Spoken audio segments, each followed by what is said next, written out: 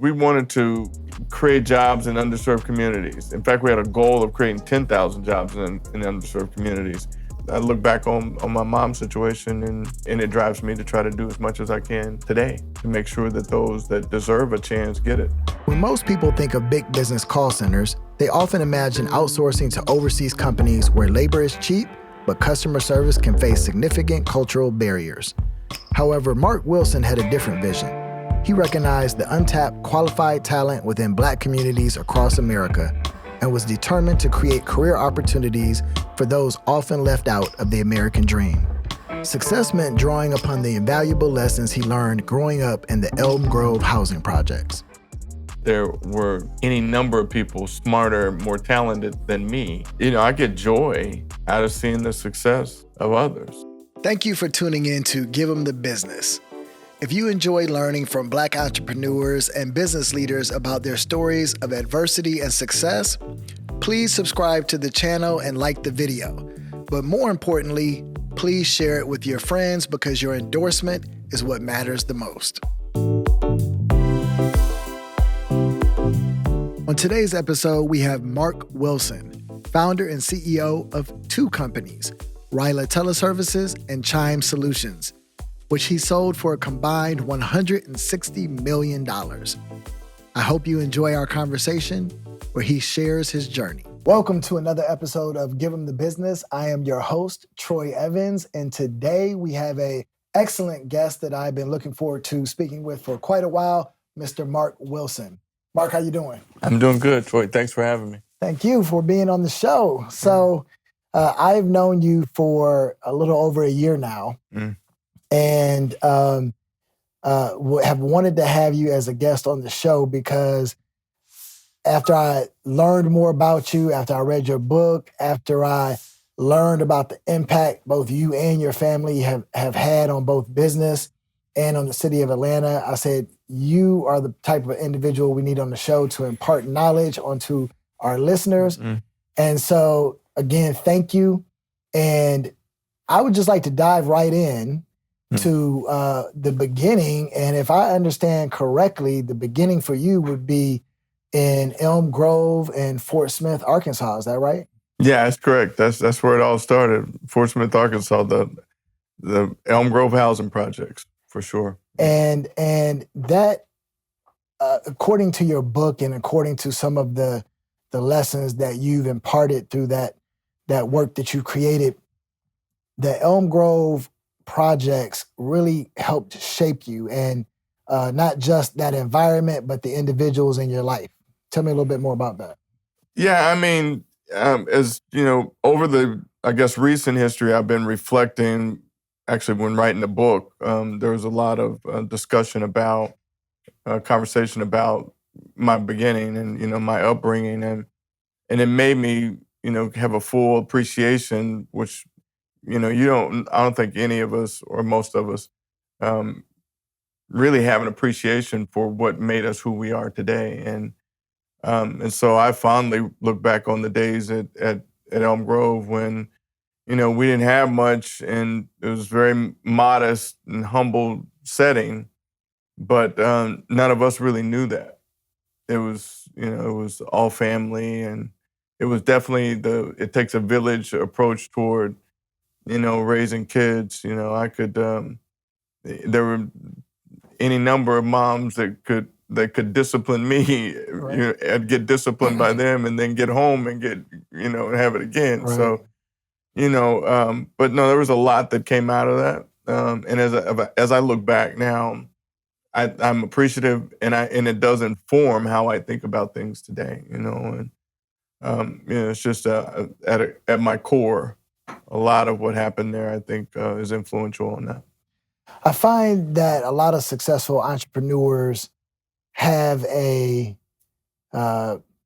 beginning that is not necessarily the most protective or what have you. There's a lot of struggle in there, and you mentioned buried diamonds and whatnot in your book, but you talked about the systemic discrimination of allowing the projects to be flooded all the time. And how that was just kind of a routine for you and your family to just pick up the pieces and keep it going. Tell me a little bit about that. Yeah, so we lived in Elm Grove's housing projects, and it was fairly typical if it rained hard, if there was any kind of storm, that there would be flooding in the town, and the projects would always flood. So I reference in the book Katrina and how everybody thought that that was such a devastating sort of thing, and it was.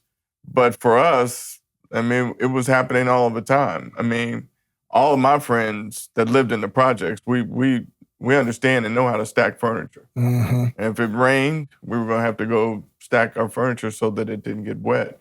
And, I talk about this in the book too. Some of the things that were happening to us as a people, I don't think it was obvious to anybody, but to me today is very obvious. The projects were all concrete floors. And so everybody the carpet wasn't popular. Mm-hmm. Especially for those on the ground floor because so many storms and rain, and so we had linoleum floors. So it'd be very easy when the flood came to rip the linoleum up and replace it. Mm-hmm. And and I just thought about how that was a business for somebody in town. Like, so it was actually a good thing for some. Right. When we were flooded. And I just think, I say this in the book too, that the more we are educated as a people about our circumstances and the things that we can do about it, the better. So if I just, in hindsight, think about what if somebody in our community owned the store that sold the linoleum? Right. Or what if we had representation, the proper representation, to make sure that the city did what it needed to do, because there's public housing project, that the city did what it needed to do to fix the issue so that we don't keep getting flooded as people. There was no care about that. Mm-hmm. Like today, the housing projects have been torn down. They don't exist. And there's nice soccer fields, and the city did this. And guess what? They don't flood. Right. So they didn't have to flood when we were living there. The apartments didn't have to flood. It was a matter of, it's hard for some people to think that, elected officials don't care. If you say that out loud, someone like, that's, you're just complaining. They really do care and whatever. Here's a real example that if there were a legitimate concern about public housing, that problem could have been fixed long while all the folks were living there, and not after, when they tore them down and made something that the city wanted to have as a, kind of a nicer place for, it's a different environment there now. And, when we lived on the north side of town, everybody there was Black pretty much. That was the Black part of town. And so there wasn't so much of a concern for, us, is how I see it. If so, it would have been corrected. And it wasn't just the environment, but even from a family perspective, you had what I would call a tough situation because you lost your father at an early age, right? And your mom had to take care of you and your siblings. Yeah, right? yeah. I recall this too in the book. I have an appreciation for single moms, and particularly single moms who come from underserved communities, African American moms, because I can just reflect back on my mom. And my father passed away. He was killed in a car wreck. My younger brother was an infant. I was 2 years old, and I had one other brother that was a year older than me. So we were 3, 2, and 1, essentially. And so she was there with. And I had one other brother who passed away. He was alive at the time my father passed away. So it was 4 boys, and my mom had us by herself.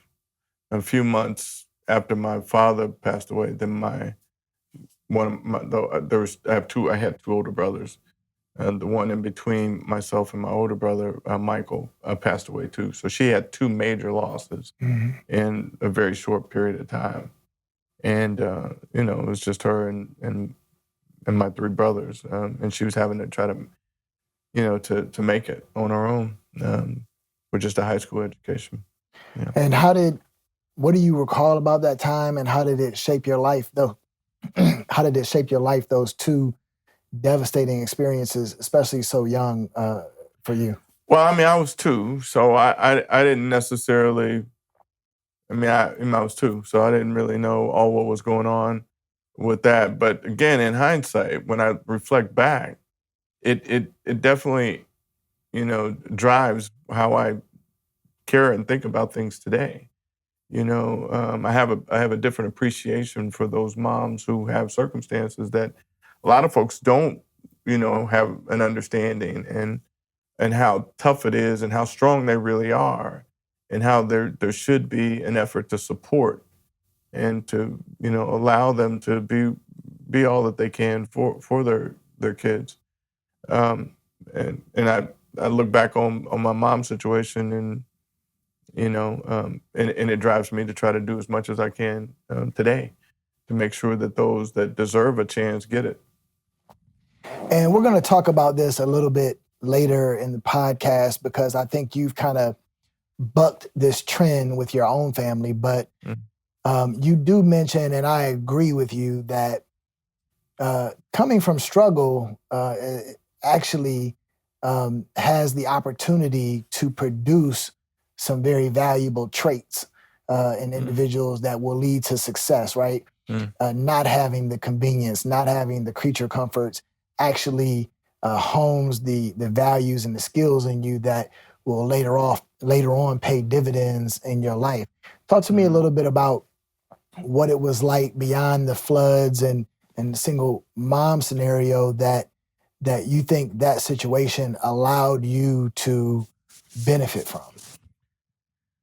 Yeah, I mean, I don't know. It's so much based and steeped in struggle as as much as it is exposure.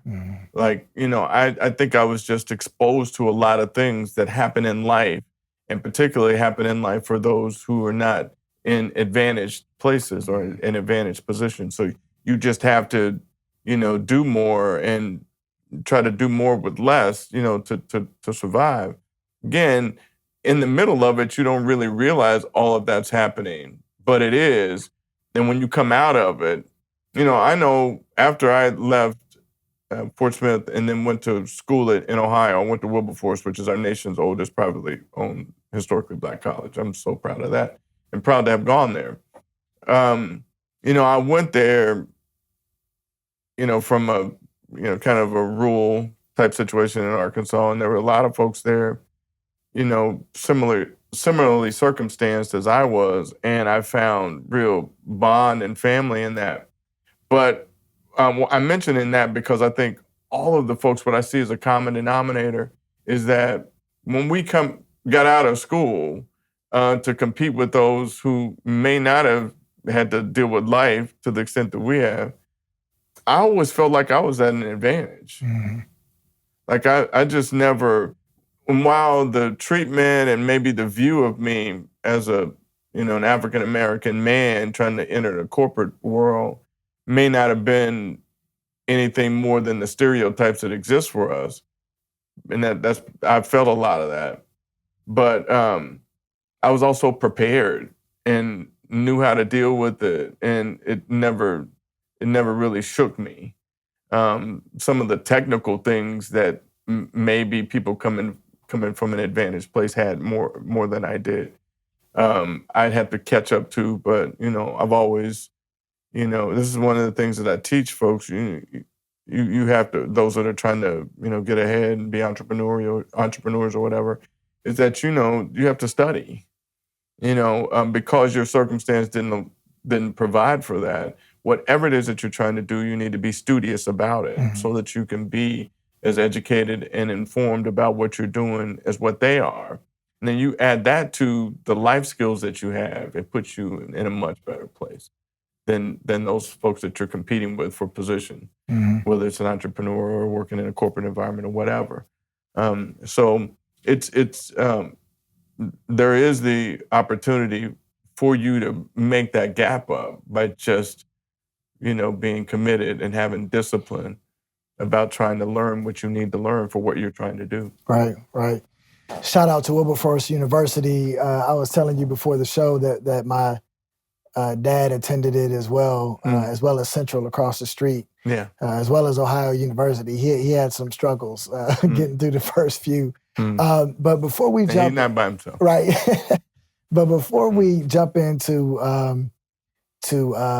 Wilberforce, because I do want to learn a little bit more about that phase of your life. One story you told in the book that was one of the most interesting parts to me was you won a contest. I think it was like a local grocery store contest. And as a 10-year-old, I believe, and took a trip from Arkansas to California. Yeah. Is that right? Tell me a little bit more about that. Yeah. My mom used to always joke with me because I've always, I've never been really afraid of anything. And whenever there was something going on in town, I always wanted to go. And she was like, your middle name should have been Go, because you always want to do something. So Winton's IGA is Winton's grocery store that was right down the street, a block from where we lived. We moved out of the projects for a brief period, and we moved up on 10th Street, which was a house that my mom's uncle owned. And so she was renting the house from him, so we moved out of the projects. And Winton's IGA was a block down the street. We wound up moving back to the projects, after a while, and we loved it. Myself and my brothers, we were ready to go back, because that's where everything was. Just talking about, you don't realize, who would aspire to go live in the projects. We were happy about that. But Winton's IGA was having this contest, basically, where you had to collect these, labels, box tops or whatever, and that the person who got the most would, be the kid that got the most would be able to go on a trip with. There was a regional thing, so they had a bunch of other kids that that were selected too, and it was a bus. They had chaperones and leaders and people, adults that were chaperoning the kids on this. But my mom let me go, and I went on this bus trip, and it went from Arkansas and went all the way out to L.A. and to San Francisco. We went to, all of the, the sightseeing places, Knott's Berry Farm, Disneyland, and we went up to, the San Francisco sites, Union Square, Ghirardelli Square, and all the stuff. And I got to see all of that. And it was definitely something that stuck with me, that I knew that I wasn't going to stay in Fort Smith. Right. And today, as I look back on that, it just makes me know that to the extent that we can expose our kids to more, then it inspires to do more than what maybe they see on a day-to-day basis. It definitely was impactful for me like that. Yeah, exposure is the key. I mean, that's what I love so much about that story. I remember when I was a freshman in high school, my mom put me on the Greyhound and sent me to Atlanta to experience the AUC. And I think about now, with our parents likely to do that? And the answer is probably no, but those exposure opportunities is really what let us know there was more out there. Well, I mean, I think the thing is, while it's a different world and you have to be careful with your kids, but you can expose them. You don't have to turn them over to somebody else for those things. And it's not about necessarily the expense of things. You could drive wherever you want to go. Like I was on a bus, it's just about, being intentional, with what you do. The thing that when I'm talking to folks about parenting and, how it is that you can have influence on the next generation, I think if everybody just focused on their job as a parent and just got really disciplined about it, folks were like, well, I mean, you don't know my situation, I got to go to work every day and whatever all this. Yeah, I have full appreciation for that. But I also know that for whatever it is that you want to do, there's a way to do that. And, if you take serious, what's going to happen for your children, it'll cause you to do a lot of things differently. It's just, there's no excuse, really. Everybody can do within their means things to put their children in a place where they're not, sort of confounded by the circumstance of what you don't have if you're not, someone of means or whatever. It's about being intentional. Yeah, you use that word a lot in your book, and I can see it not only in your terminology, but in the actions that you've carried out on. Yeah. So how does a young kid from the Elm Grove projects in Arkansas make it to Wilberforce University? Yes, some of these things that happen for us in life are circumstantial. I don't believe in coincidence. I think everything's sort of divinely ordered. So I believe what happened for me was what was supposed to happen for me. But I didn't do that well in high school. I wasn't that focused. I wasn't that I wasn't capable. It's just that, I wasn't that focused. I didn't like necessarily the environment that was there.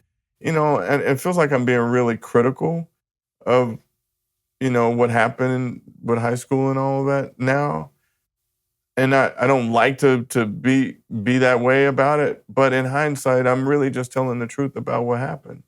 Like, I don't remember me, or maybe with exception, there's a few that I don't know who they are, being counseled about going to college. Mm-hmm. None of the guidance counselors talked to me about where I was going to go to school and what I needed to do, and you need to take the SAT and whatever. And that guidance I needed because my mom graduated from high school. Mm-hmm. So she didn't necessarily know about the SAT and things that I needed to do to situate myself to be able to go to college. And so, I look at it as a break that I had. The pastor of my church, I'm a lifelong member of the African Methodist Episcopal Church, AME Church. And my pastor, G. Edward West, knew President Wilberforce and called up and, made contact and made the arrangement for me to be able to go to Wilberforce with marginal grades and with exceptions being made for me to go to school there. And it was life-changing. I can imagine that it was. So many of the individuals who are on this show have attended historically Black colleges and universities. And the fact that someone reached out on your behalf in order to enable that to happen is as you say, a divine intervention and obviously something that was meant to be. What was it like when you got to Wilberforce? What was different from a young kid coming from Arkansas going up to the HBCU? What was that life like, and how did it shape you? Well, so this is kind of weird. Like, so I grew up in the projects. Everybody was Black, right? So that I was accustomed to that. But then when I went to high school, we were the minority. Like, we were a small fraction or percentage of the high school. And we didn't really, it was still kind of wasn't officially a segregated situation, but it was. We did everything as a group, all the Black kids and all the white kids did everything together, and they were doing stuff that we didn't know about in school. And so, but I was in that every day. So when I went to Wilberforce, I was back in a school environment like it was in the project. Like, it was very comfortable for me and exciting, actually, to be around people. I was feeling like I was in heaven. Right. Yeah, it was good. I had a similar experience. My mother got remarried when I was in the 7th grade, and I went to the richest public high school in the state of Ohio, which was obviously not Black. And then I went to Morehouse for school, and it was like I'm back in the comfort zone that I grew up in, most of my life. Yeah. What did you study at Wilberforce? Business. I was a business major. I went there. One of the big things that I was excited about in going to Wilberforce was the fact that it had a co-op program. It was the hallmark of what was going on there, and it was a very good program. So they had all the major corporations that were coming there to recruit us as students. And so at Wilberforce, it was mandatory as a part of your graduation requirement that you had to do 3 co-ops. So we were on the trimester system. So you essentially were in school all year round, 2 trimesters on campus, and then 1 working with whomever it is that you were able to get a job with, as these corporates came on the campus to recruit all of us. So that was very good, and I was fortunate that my internships or co-ops were with General Motors and with Westin Hotels. Westin Hotels was just becoming sort of the big thing, the new kind of thing, and I so the first 2 I did with Central Foundry, General Motors up in Saginaw, Michigan, and the third I did with Westin Hotels in Los Angeles. So I drove to LA and worked the whole summer and worked in a rotation with at the Century Plaza Hotel in LA. Those had to be tremendous learning opportunities because I'm a big fan of internships. I was an Enroad intern and worked at Procter and Gamble in Cincinnati in high school and college. So, you know, and I remember learning some of the basics, like you wear a blue suit on the first day of work and, you know, how to take notes and write a memo and things of that nature. What do you recall about those internship experiences? You know, some of the similar things, you know, you needing to kind of grow up professionally. It was good too, like at Central, at the working for Central Foundry at General Motors, there was one of my fraternity brothers who was recruiting he had went to Wilberforce and had been, was a senior person in GM and came back to Wilberforce to recruit students. And I was one of the students that he recruited up there. So I had a real mentor. His name's Kenny Glass. And so Brother Glass was very, very helpful to me in teaching me these things that you're talking about, dress for success, how it is that you carry yourself professionally at work and just those learnings. So I learned a lot there. It was a union environment in General Motors. That was very informative to me, to learn how the union actually works. So I learned a lot about business. They were very informative to me. And I drew some things from those experiences as an entrepreneur later. And when you went out to LA, there was no temptation to stay on the West Coast? Man, and that summer in LA was like, that was a great summer.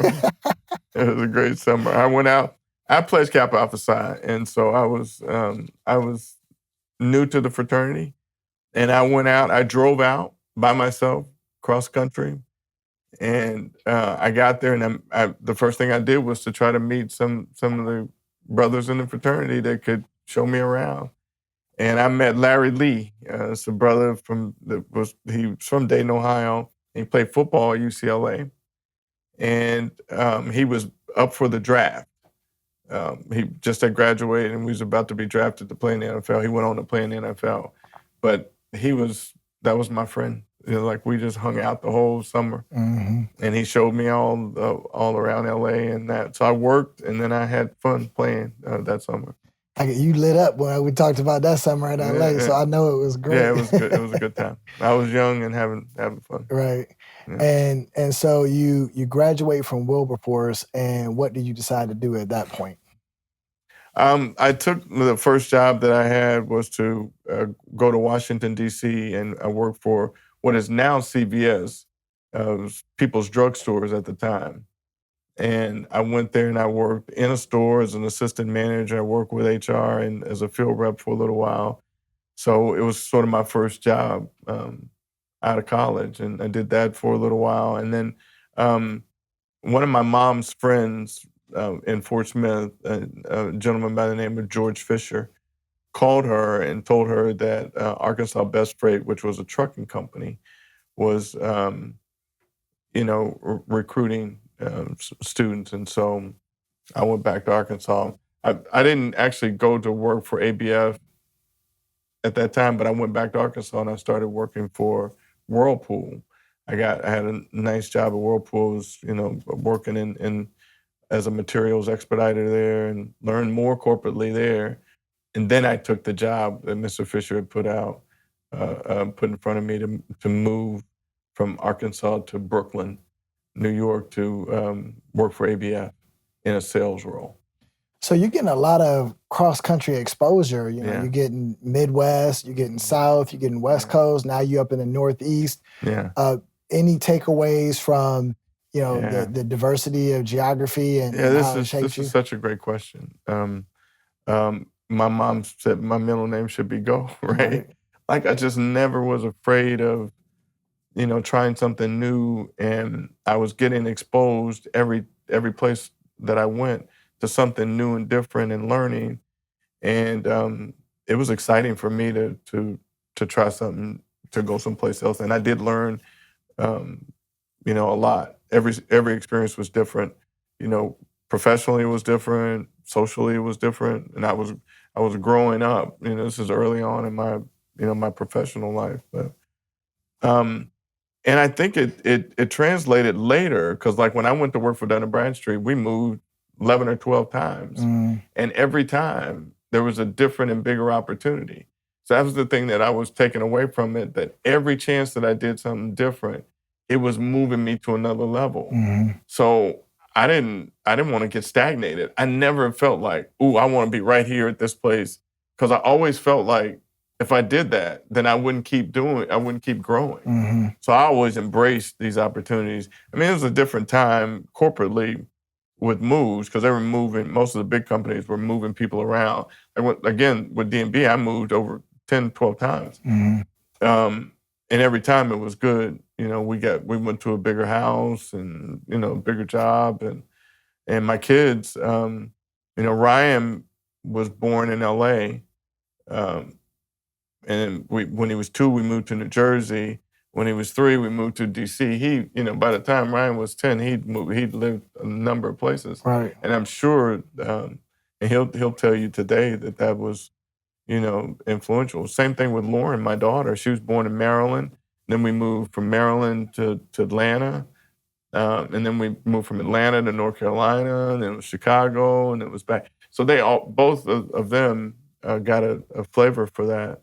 And I think it's made them more worldly in terms of their view. And Lauren just in the end of June here, a couple weeks ago, for her 30th birthday, she had set a goal that she wanted to go to 30 countries by the time she was 30. And she got that done on her 30th. She went to her 30th country on her 30th birthday. I'm jealous. Yeah. Tell Lauren to take me with her next time. Right. So it seems like a lot happened while at D&B. How did you get to D&B?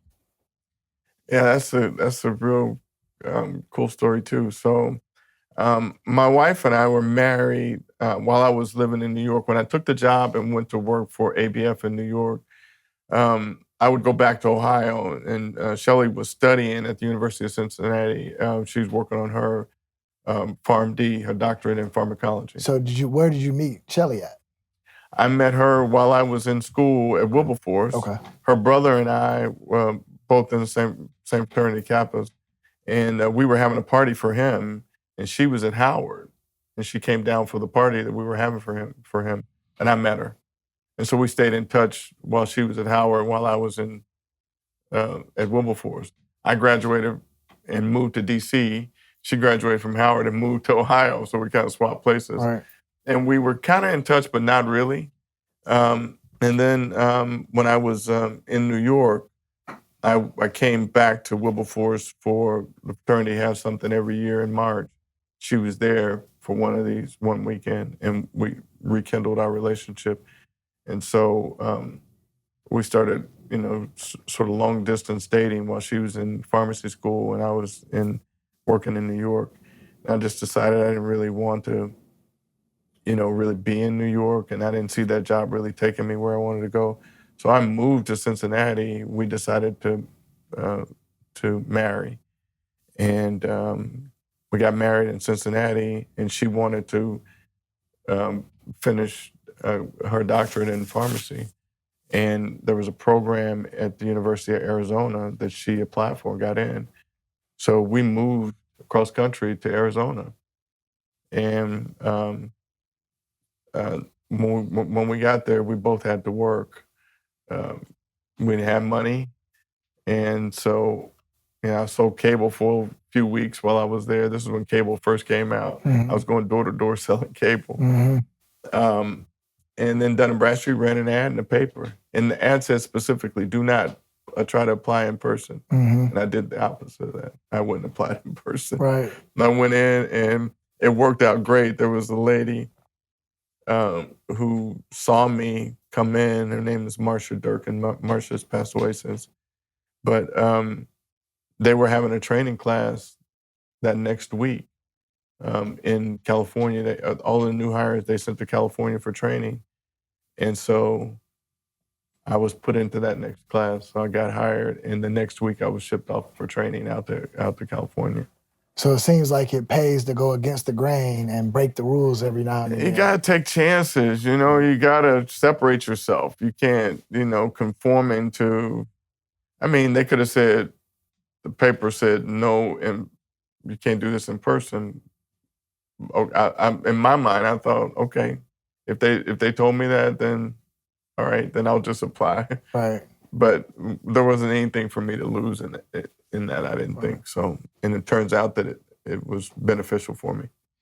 And talk to me about the importance as an entrepreneur of having a spouse who is supportive of the endeavor, as I know Shelly is, but also how it sounds like, as she was a professional as well, that she was probably able to, as you all were getting your family off the ground, lessen the burden. Yeah, it's a true partnership that Shelly and I have, is based and steeped in a lot of trust. I was working for D&B and things were good, and again they were moving us, and the house was getting bigger and everything was great, and the kids were doing great, and then D&B decided to outsource the work, excuse me, that I had been responsible for, and I knew the senior person's name is Tal Phillips. He's a dear friend now. And it's always been a mentor for me. And, he and I was talking about it, and he's like, look, this would be an opportunity for you. So I started a company, and D&B was my first customer. So they gave me a $25,000 contract to get started.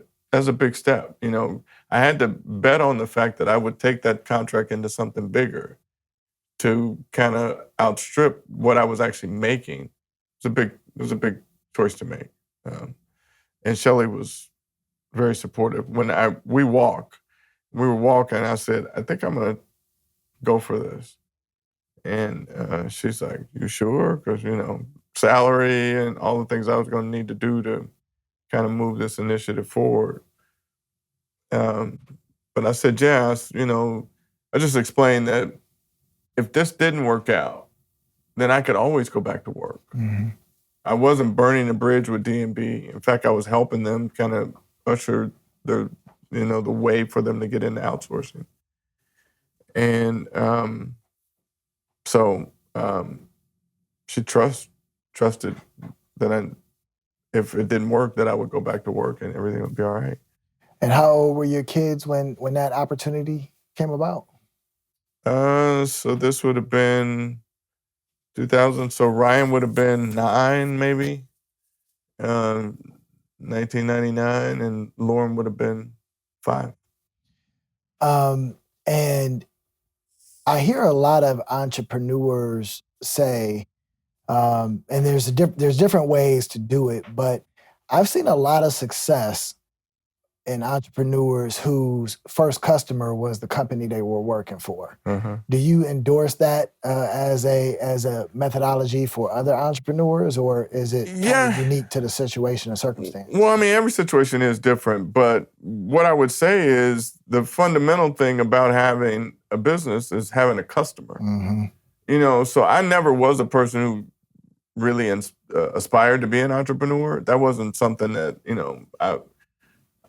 I was taught, you get a job, you work your way up, and, you take care of your family, but whatever job it is that you hold down. Not to necessarily own or operate a business, which I think is a travesty, too. We got to teach more of that in these communities where it's not taught and where it's not standard. And, but so I always just thought I would work professionally, and things were going well for me professionally. So I'm saying that to say, I don't really endorse the let me mortgage my house. Let me, I have to be an entrepreneur, like, at all costs.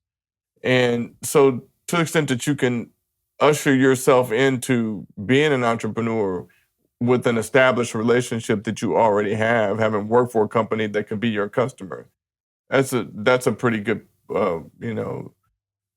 solid way to start an entrepreneurial path. Mm-hmm. I think, yeah. And what you mentioned the potential reservation that Shelley mentioned, and I'm sure you had it too around salary. Did you have any other doubts about the ability to execute or pull it off, or because it was something you were familiar with, you were very confident in your ability to deliver? Yeah, I was confident that I could do it. But I'm not a risk-averse person either. Mm-hmm. I'm pretty tolerant of taking chances and nothing ventured, nothing gained is how I think about Mm-hmm. things. I always think about things big. Mm-hmm. I've never suffered from smallness of thought. Mm-hmm. I don't know. I don't know if that's just a born thing or what, a personality thing or what, but I've never really suffered from that. But the security blanket for me was I could go back to work. Mm-hmm. I mean, it was very simple for me. I'll try this, and if it's good, I'm not going to be, crazy about it. I got to care for my family. I have a responsibility. So whatever it was going to take for me to do that, if this business wasn't going to work, then I would have to get a job. And you were in Arizona when you launched the business? No, we had, so Dun & Bradstreet had moved us around. Okay. So I started in D&B in 87. They moved us to LA, and we moved several places in LA. Ryan was born. We moved to New Jersey, still working for D&B at corporate headquarters. They moved us from there to Maryland. Lauren was born there, so we had both our kids there in DC, Maryland area. Then they moved us to Atlanta first time, and then from Atlanta to Greensboro, North Carolina. And we're moving to Chicago. In the middle of that move, we got moved again back to Atlanta. Mm-hmm. And it's now 1999 or so. And that's when I started the business, when we were back in Atlanta. So what was that first year or two like? You got the contract in hand, but $25,000, even in $2,000, is not going to go that far. So what was that first year or two like? Well, for I you? had to do more than the 25,000. I mean, I had to care for my family, and Mhm. obviously I was making more money than that. And there's other people that we had to involve, but that's just what it started out to be. I mean, we had more work than that. They kept giving us more work, but that was kind of the foundational contract we had. But it's tough. You can't get any financing from a bank. Everything is bootstrapping. You just have to be scrappy. Being an entrepreneur is not for everybody. Mhm. Not worrying about and getting too down about things is. I think that's maybe another boring thing for me. It's just I always feel like I can figure it out. There's a way to figure it out. There's a way to have something get done, and that resilience I think was very helpful for me to get through those tough years when I didn't have a bank and I didn't have really anything. We raised $1 million of seed capital, pretty early on. That was helpful. That took a little bit of the edge off, but that money was immediately spent because we needed stuff. I'm sure it was. Talk to me a little bit about raising that capital, because as you know, I'm in the capital raising game myself, and it is not an easy endeavor. What did you find allowed you to be successful when raising capital? So I was trying to figure out how to do it. I knew nothing about it. And one of my fraternity brothers, Earl Peak is his name, he introduced me to, first he was responsible for introducing me to the call center. When we got the $25,000 contract, we outsourced everything to another partner in Houston, the Houston Community Call Centers. And so that's how they got started. But he introduced me to two young ladies, Naja Drakes and Celeste Laurent. They're both married now, but I'm sure if that's Naja's married name is Drake's. It is. Celeste is married, so I don't know what her married name is. But they had just come out of Jackson Securities, and they started a company. The Elpis Group was the name of the company, and their charter was to help companies like mine, do models and write business plan to try to go out and raise capital. Mm-hmm. And they did that for us. They put a model together and put it in front of a few people. And one of the funds that they put it in front of was a fund in North Carolina called the Sustainable Jobs Fund. So there's capital out there that has what is called a double bottom line. So there's funds that invest in companies to get a financial return, but also some social return for whatever they're focused on. In the case of sustainable jobs, it was investing in companies that were going to create sustainable jobs. Our model had that. So they invested $750,000, and then shortly thereafter, another $250,000, so $1 million of seed capital for us. It was the thing that got us kicked off. And Jackson Securities, as in Maynard Jackson's firm? Yeah, they had worked there and left there to start their own company, helping companies like mine. And so they did that model for me and put it out in sustainable jobs, learned about it, and ultimately invested. So you raise $1 million, you've got repeat business from D&B. What does the growth trajectory look like for, and this is Ryla that we're talking about right now, Yeah, right? Ryla was named from my children. R-Y for Ryan, L-A for Lauren. Yeah. So what does that growth trajectory look like for Ryla? So for the first, call it 5 years, it was kind of, we were able to find other customers. It was not the ideal type of work. We were doing kind of cold call sales. We were doing anything to kind of, get revenue. But we went from 0 to about 16 million, and we were trying to raise more capital. And Frontier Capital had looked at us at the beginning, but because we were too early stage, they passed. But they kept in touch with us and kept up with us. And so 5 years in now, we're between 16 and 20 million in revenue. And they said we did everything we told them we were going to do, and they were now ready to invest. So they invested $5 million, and then they had Ed Crutchfield, who's a founder of Wachovia Bank, invested his personal money alongside of them. He got introduced, and I met with him, and he came in too. So in that round, we raised $7 million. We invested that money into the company, and the company went from, call it 20 million in revenue to north of 100 in 1 year. Wow. Yeah. So 5x growth with that access to capital that you needed, obviously. Yeah. Yeah. And what is the employee infrastructure and human resources? What is needed to go from 20 million in revenue to 100 million in revenue?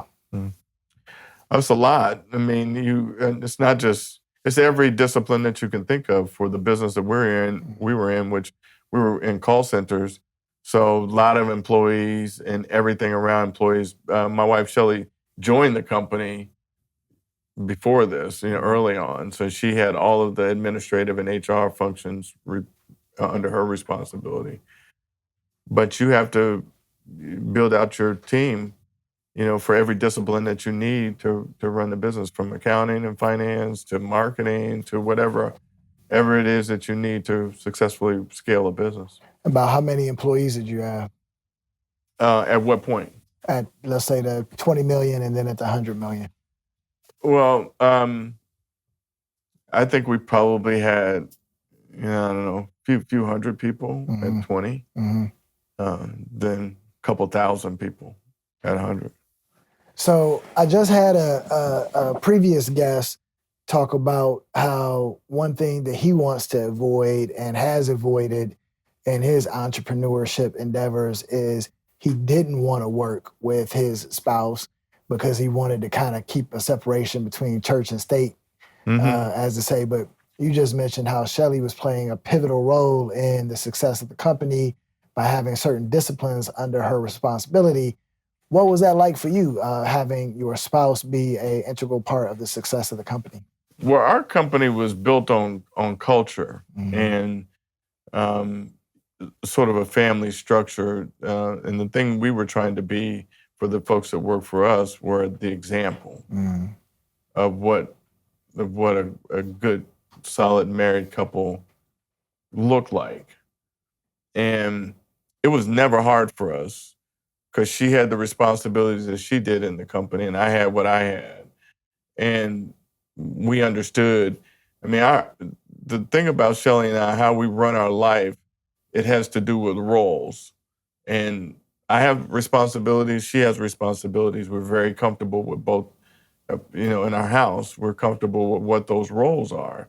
And it was the same at work. And it also gave us a chance to model and be the example to the extent that we could. I mean, we weren't trying to hold ourselves up as, anything. But we knew that, we're faithful people with a firm belief in God and morally doing things in our business the way that they should be done. And we just felt like that's something that should be held up for people to see.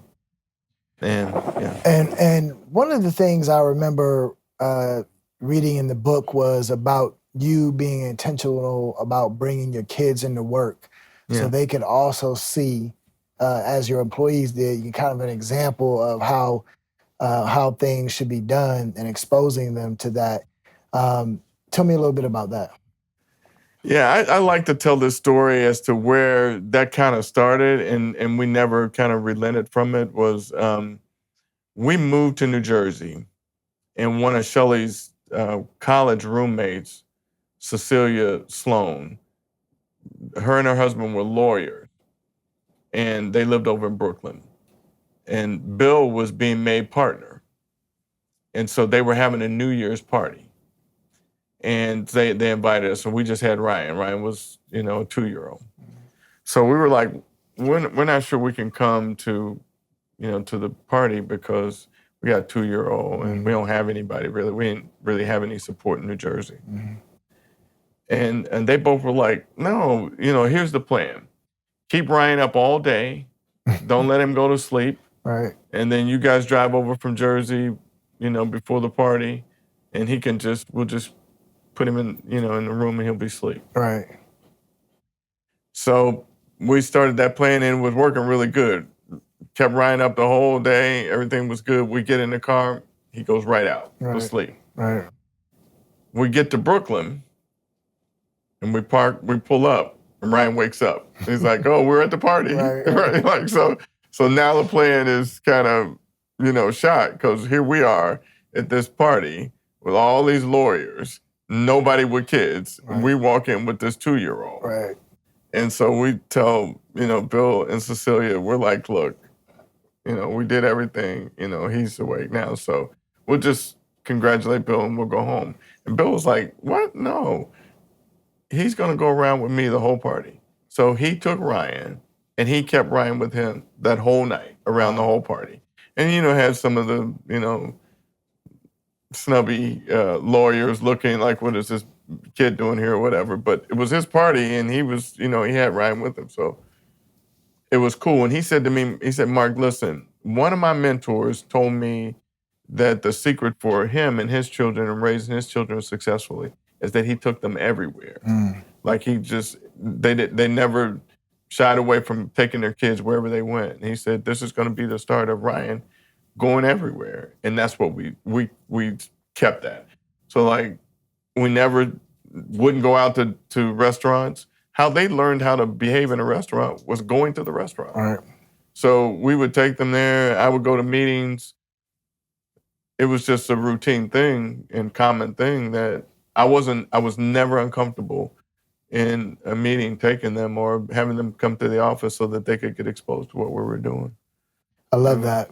So Ryla went to over $100 million a year. And then what did you decide to do? We were immediately out of cash. So the money we raised now, we're at another level, so you need more financing, right? So we went back out to run a process to raise some more capital. And it was very interesting in that there were a lot of folks that were interested in the company, very competitive. And it led to, instead of recapitalizing the business, to selling the business. And we had one of our competitors, Alorica, who made an offer. It was actually it's kind of interesting story because it got very competitive, and there was one other, company that was very much interested in us and got really far down the line, but they kept retrading, and we had a partner, Frontier Capital, who basically got fatigued on this retrading and said, "Listen, we're either going to do this deal and close it, or we had other suitors." And the deal got really preempted by Alorica coming in and buying the company. And was that capital from Frontier, was that a debt or equity deal? We had debt and equity in the company. Okay. And so what year was this that you ended up taking the buyout? The buyout? Well, we sold the company to Alorica? Yes. 2000, year 2000. That was in 2000? 2010, I'm sorry. 2010, okay. 2000 when we got the capital, right, yeah. Yeah. So one of the things about 10 years. That's interesting to me is a lot of individuals, they see the result, right? But they don't see the process of how you got there. And they want the instantaneous microwave success, right? But what's still interesting to me is that, you were basically, thought about going out on your own in 1999, 2000. And within 10 years, you've got $100 million company that you are now selling, and your life is probably completely changed from where it was just 10 years earlier. And to me, that's lightning fast, although there was a process to it, right?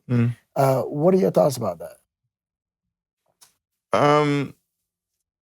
I just think that because I lived those 10 years. It was long. It didn't feel like it was overnight for me. Right. There were a lot of long days and sleepless nights and, a lot of work put in.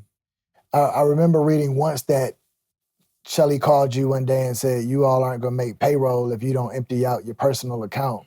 Yeah. And I'm imagining that's one of those sleepless nights. Yeah, it was actually more intense than that. It was during the day that we had paid everybody. Thought we had made payroll. Right. And some folks were going to the bank, and their checks. This was at Ryla really early on, like in the first, real early days, and a bill had gotten paid out of the account, and it was causing there not to be enough money for folks' checks to get cashed. And a lot of our folks go right to the bank to cash their check.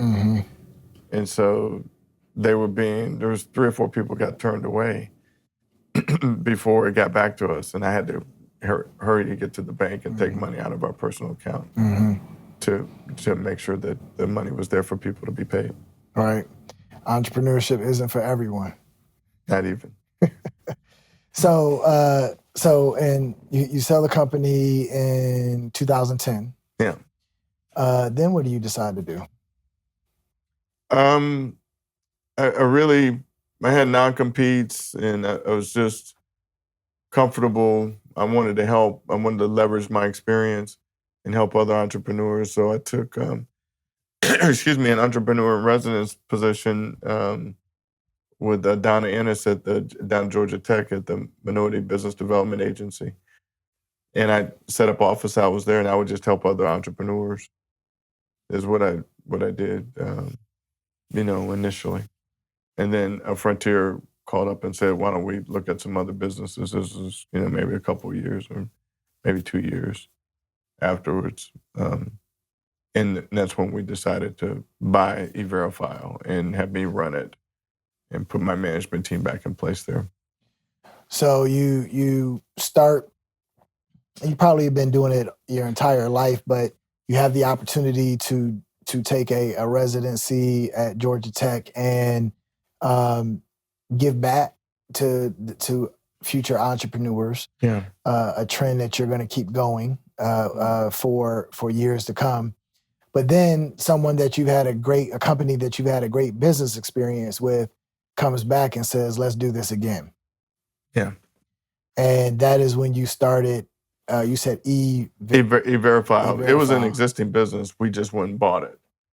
So I had my personal cash in, Frontier put cash in, and then we had Ukaipa and Magic Johnson together.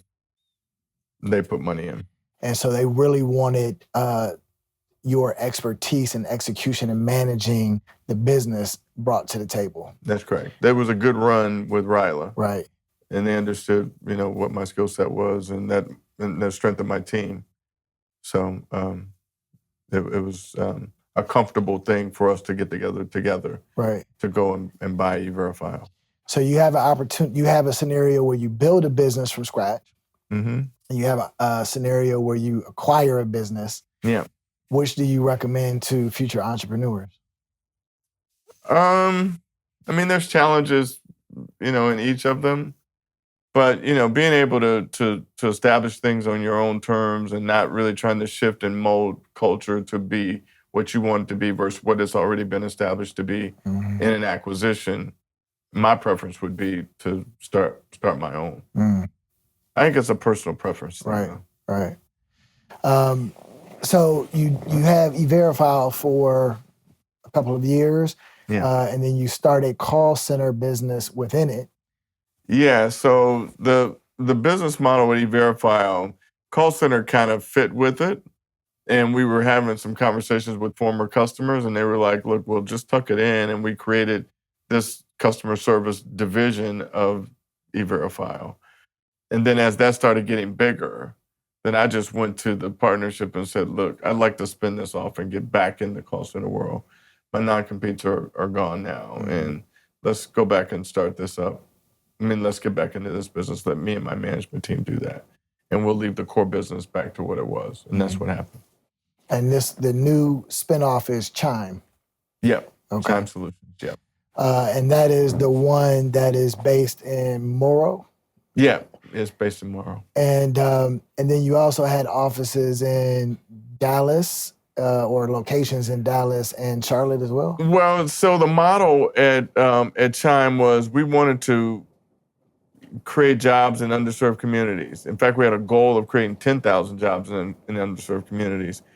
And the first call center that we established was down in Morrow, South Atlanta or Clayton County, a lot of talent. And there was an old JCPenney's that was available. We went in and we built it out, and that's what we made into a state-of-the-art call center there. And then we took that same model and we went to Dallas with it. In fact, there was a city councilman there in Dallas that had learned about what we were doing here. And there was a project, there was a proprietor, Peter Brodsky, he and his partner, Terrence Maiden, were working with the city of Dallas to renovate South Dallas. And they were using the same kind of concept that we had here with an old shopping mall. And so they brought Councilman Atkins here, and they looked at what we did here, and they were immediately interested in us doing that in Dallas. So we did the same thing in Dallas. We eventually did in Charlotte as well. Just trying to put the center in place where we could create jobs and give opportunities to people who've been historically left out. So I've been to the mall in Atlanta, and I've been to Redbird in Dallas. I didn't go to the one in Charlotte, but that's also one of the things that is most impressive to me about you is it's never been just about the money. It's been also about creating opportunities and livelihood for the individuals that work for your company. And again, I'll come back to that word intentionality, right? About making sure that individuals can provide a living for themselves and for their families and whatnot. And I can't say that I've seen that. I can't say that that's been the first thought for most entrepreneurs. Where do you think that purpose came from with you, that you've been able to deliver that type of? A lot of people talk the talk, but not everyone shows up and actually gives back to the community and tries to have impact beyond just the money they're making. Yeah. We talked at the beginning of this about the influence of Fort Smith, Arkansas, where I'm from, and Elm Grove housing projects. I think that's where it all is born out of, me understanding and looking back on that and knowing that there were any number of people smarter, more talented than me that didn't have the breaks that I ultimately have, or didn't get a chance to come out of that circumstance. And to me, that's a travesty. And it exists more than just in the Elm Grove housing projects. It's everywhere in the country. And for sure in Clayton County and in Oak Cliff and Dallas. For sure that talent, like existed in Fort Smith, exists there, where people way smarter than me that need an opportunity to be able to have that come to fruition. And so, I think that's the big motivator for me, is that I want to see, I get joy out of seeing the success of others. I don't know how else to explain it except for to think that that's influenced by my life circumstance. Mm-hmm. And how long did you hold on to Chime? We were at Chime since 2015, and then we sold it in 23, so maybe 8 years. So 8 years. And what was its peak revenue? About 60 million. About 60 million a year. Mm-hmm. So you were able to repeat the process the success that you had at Ryla and repeat it and find another buyer for Chime in 2023. That's correct. Yeah. And now that I'm not going to make any assumptions. Is there another call center solution in your future, or is that part of your business life behind you? I've done call center and sort of really sort of maxed out what I think my influence on that business model is. So likely not going to be doing it. I'm right now working with a company that bought us, and I'm helping them with the transition of my customers and extending some of the things that I did in Chime around impact. So my position is the Chief Impact Officer there at VXI. And but I get a lot of calls from other entrepreneurs who are need help. And my experience, I think all of the experience that I have that's been given to me was done so that I could help somebody else. And so I'm trying to be faithful about that. And so I'm helping a few other entrepreneurs with, cultivating their idea and, trying to help them, do what they need to do to raise capital. And I mentioned the double bottom line, capital that's out there. There's an organization called the Community Development Venture Capitalist Association, the CDVCA. Mm-hmm. So Sustainable Jobs was a member fund of the CDVCA. And over the years, I just had a strong relationship with Kerwin Teasdale, who's the president there. And we've recently been reconnected. And so I've been, acting in an entrepreneur in residence for them, helping businesses, with raising capital. So I think that's where I'm called, is to, try to do what I can to help other entrepreneurs, realize their full potential. And so likely my future will have something doing that. I was fortunate how I met Kerwin. was there was the CDVCA commissioned a business case to be written by Harvard Business School, Harvard Business Review, when I was at Ryla. So they wrote a business case on us, Harvard Business Review did, or Harvard Business School. And Kerwin was teaching that business case to his law students and I think MBA students. He would invite me up to NYU when he was teaching the class. And so we kept in touch over the years, and that's led to us now being reconnected today. But since then, HBS wrote another business case on Chime. So I've had 2 business cases on the companies that I founded, written by Harvard Business School. So they're learning about you in business schools all over the country now. Yeah, and I'm getting a chance to participate in the classroom when the cases are being taught. So I'm an executive fellow at Harvard Business School right now. So I go out and help other professors teach our story. I love that. Yeah. And the apples don't fall far from the tree because both of your children are entrepreneurs as well. Tell me a little bit about the journey for them and the pride you have in that. It's probably the most fun that I'm having right now is to help my children, kind of think through what they're doing as business owners. Lauren has a software company that has so much potential, and she's just out of the ground in about a year now. She's already raised a couple of rounds of outside financing. And then Ryan has the Gathering Spot, which it's a little bit more mature, maybe 8 years old now, with locations here in Atlanta, LA, and in DC. Soon to open Houston later this year, and making a real impact in the community with that business. And both of them are on several boards and very active, and just good people at the end of the day. They really care about others, and Shelly and I are very proud of what both of them are doing. Well, I hope to have them on Give Them the Business as a guest in the near future. So I always ask my guests to give our listeners the real business on, what you would want the next generation of entrepreneur to know before they take that step. But before I ask you that question, I want you to tell me a little bit about, because you answer it a little bit in your book, The Remarkable Power of Us, which is an excellent book that I've had the pleasure of reading. Tell me a little bit about what inspired you to write it, and any other information that you think you would want someone to know before they pick it up.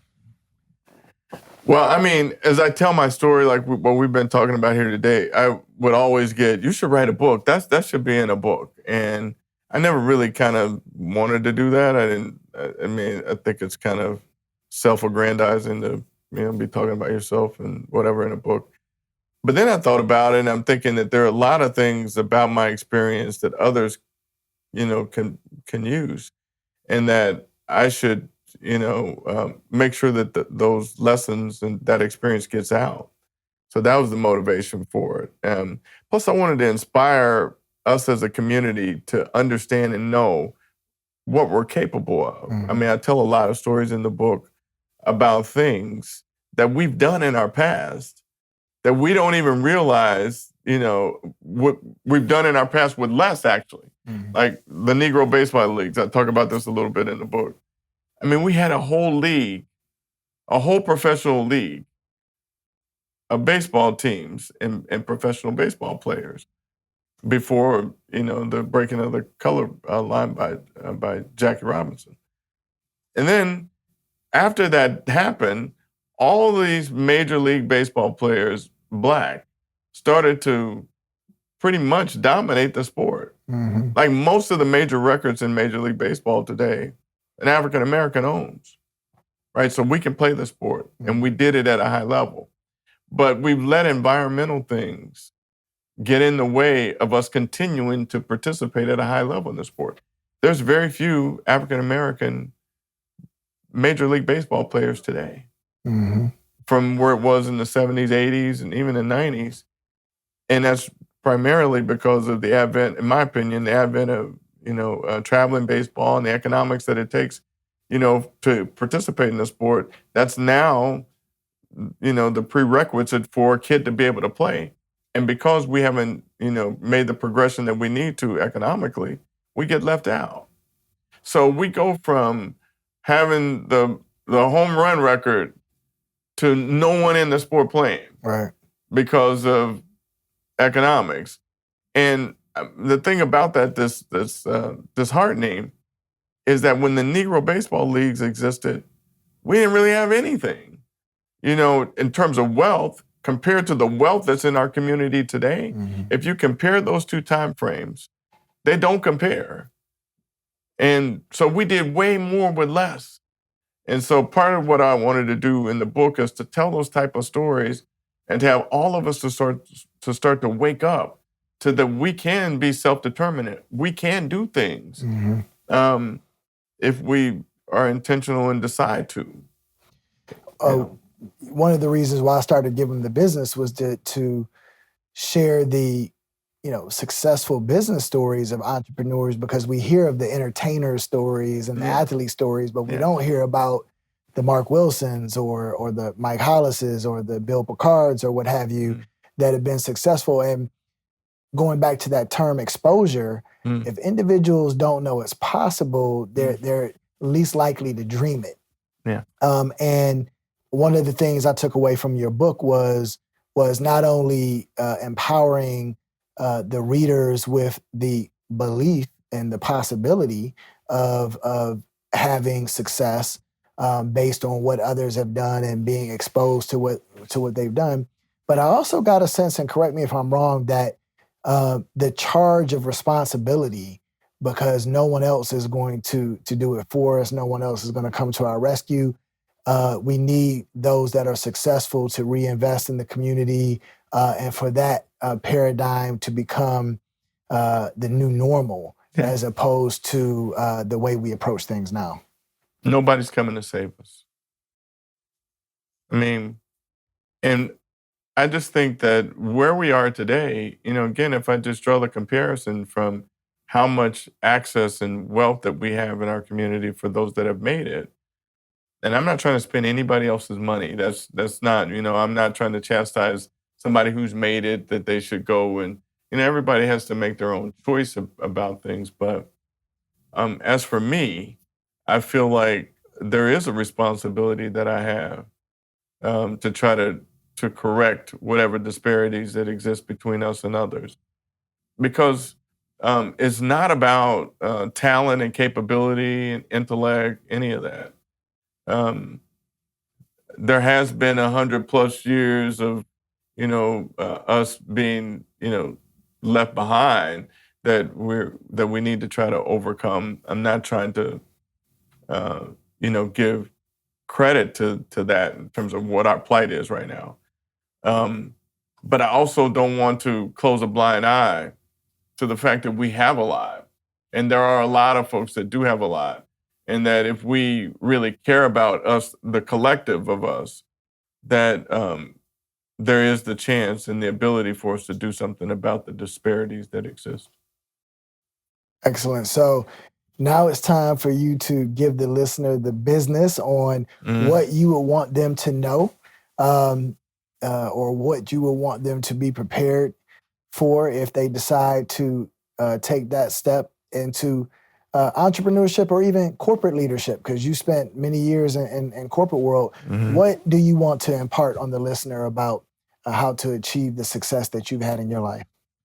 Well, I think first, I give honor and glory to God. I'm a faithful person. I just trust and believe that that things are, we all have a mission and a plight in life, and that's a divine order, and that we should try to pay attention and link up to that and have that be a guide for whatever it is that you decide to do. Then outside of that, you have to really understand what it is that you're venturing to do. Without the understanding at a deep level, it's hard for there to be sustainable success. You really have to know about what it is, how does it make money? What are the challenges for the industry? What are the things that I have to do?